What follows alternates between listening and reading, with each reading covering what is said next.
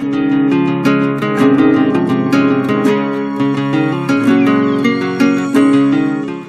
welcome to Paddle and Hype. Today we're going to talk about why I decided to switch from the UCO Air 150 to the Nitecore NU25 headlamps.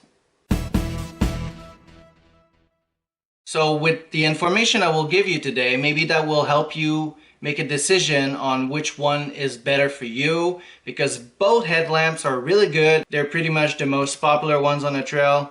There's a couple more, but still these ones are very, very popular. So I've been using the UCO Air 150 for around 2 years now. I love it. It's a good headlamp and it does work and it does what it's supposed to do. But I was wondering if I could find something better that would suit me more for what I do. And I'm in Canada, so with the weather and the situations that I'm into, I wanted to see if there's something that could be better for me. But that's not necessarily better for you. So I'm gonna talk about all the pros and cons and formations, stats, and what's the difference between UCO Air and the Nitecore. Like you can see with both models, I've changed the original straps. This one is a simple elastic and the other one is an old, like small straps that I've just put on. So it make it lighter, but they come with bulky straps. This is the straps that comes with the UCO Air. For the Nitecore, it comes with a strap like this one here. So a bit less bulky, but it's still a bit heavy for my taste, but it's a comfortable one. As you can see, both are USB rechargeable, so you just need to plug them in and you just bring your basic power banks and you'll be able to recharge your headlamps while you're on the trail and not bringing extra batteries and worrying about this. This will work. So I'm going to talk a bit about the UCO Air and why I did like it first and why I decided to change. Okay, well, first, like every headlamp, you get a swivel, you know, and it's very basic like this. What's great about this one, minor the weight, is the light is activated by a wheel. So it's very easy to decide the intensity that you want just by going and turning the wheel sideways. And if you turn it the other way, you get the red light. But you get only one. So it's very easy to decide the exact quantity of light that you want. You know, it's pretty precise.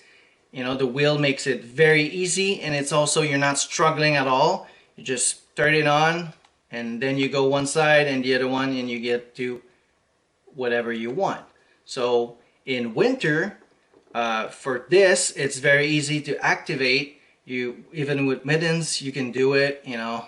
So this is great for that. This one is the 150, so you get a 150 lumens, which is not that much. It's bright, you will see, but it's not the brightest that you can have. So if you really need to see really well, it's 150 lumens, so it's not super bright. So this one is 45 gram with the original strap and 33 gram with the straps that I've modified with. So you can switch it, make it a bit lighter or a bit heavier depending on what you want. But if you go with the full thing, it's only, all this is only 45 gram, which is insanely light. My issues with this one. Takes a while to recharge, I would say, and the charge don't last for my taste. So when you use it, if you use it at 150 lumens, it will only last for 48 minutes. If you put the light at the medium brightness, I would say, you get 1.5 hours. It's still not much. And if you put it on the lowest, you will get 5 hours of light. But it's really low light for 5 hours, which is still not that good. If you're going hiking at night, 5 hours could be the whole hike. So then you're done. You have no lights. So from my point of view, it's not enough. Just for how long it lasts, that was the main issue for me. So now let's talk about the Nitecore NU25. First of all, there's many different models and type of Nitecore headlamps. So this one is the NU25, which is pretty much the most popular one for many reasons. Also, same thing with the swivel, which this one locks, the other one doesn't, but as long as you don't touch it, it's not a big problem. But most headlamps will do that, so you can look at the ground or look straight up and everything. So still very, very light.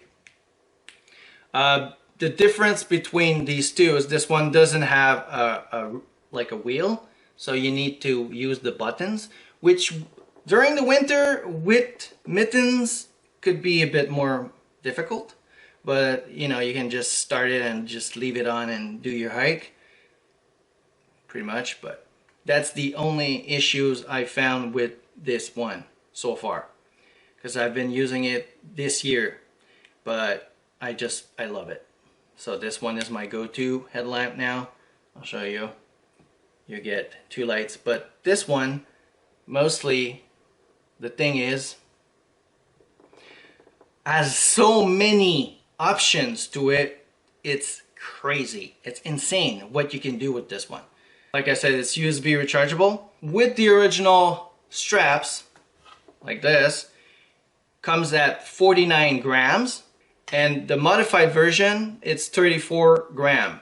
This one has 360 lumens. So yeah, it's bright. So with one button, depending how you push it, you get 5 different light options and 3 different red light options. So at turbo light, you will get 30 minutes of light, but you don't need turbo light. I'm just saying, like, you lost your contact lenses on the floor or something like that, or there's a bear or something, like, I don't know. But you get half an hour of light at the brightest. If you put it on the high, you will have 5 hours. You know, that's the longest you will get with the lowest on the other one. If you put it on medium, you will get 8 hours long.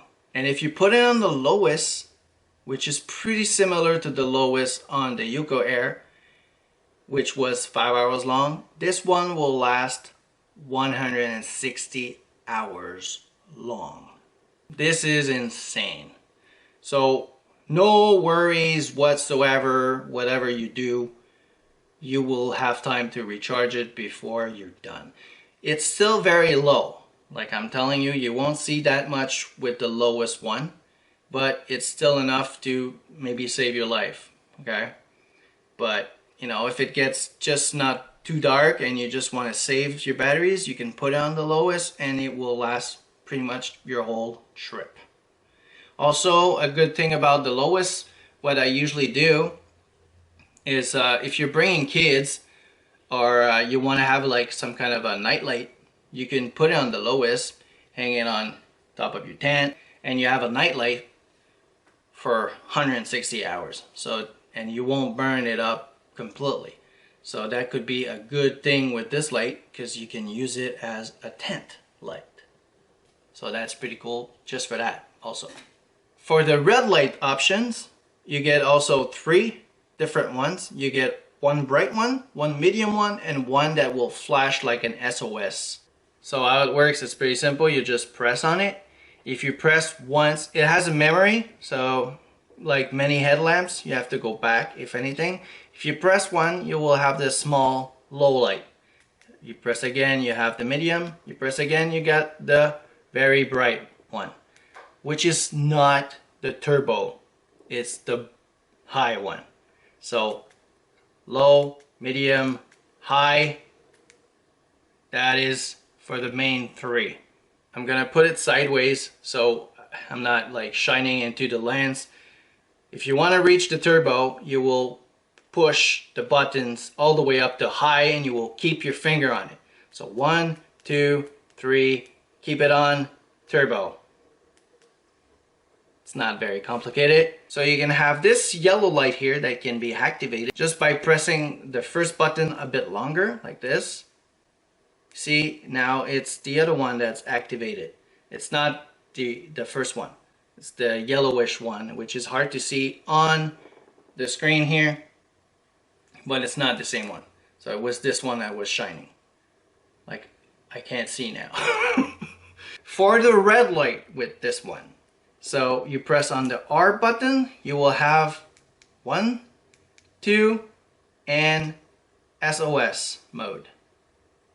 What's great about this one too is you can actually lock the buttons so they don't accidentally open in your backpack. What you will do is press both at the same time, and you saw that there was like a little blinking red light that appeared, and if I press on it, it's not gonna work. See, it's just blinking red, so it's not gonna work. If I keep my finger on it both times, it will go back to normal and you can do your things. So prevents this one from opening in your backpack, which is also another great feature about it. The last thing with this one is also you get an SOS mode that you can activate. So how to activate the SOS mode, very bright mode, is you will go, like I said before, you will go all the way up to the brightest one and you keep your finger on it. Then it will start. It will go SOS mode.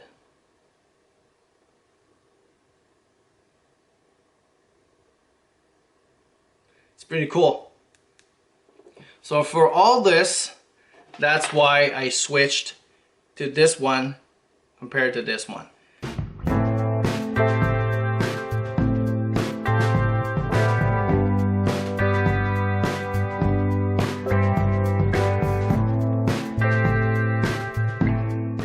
So I hope you enjoyed that video. If you did, make sure to subscribe and hit the bell button so you don't miss any future video. Thanks for watching.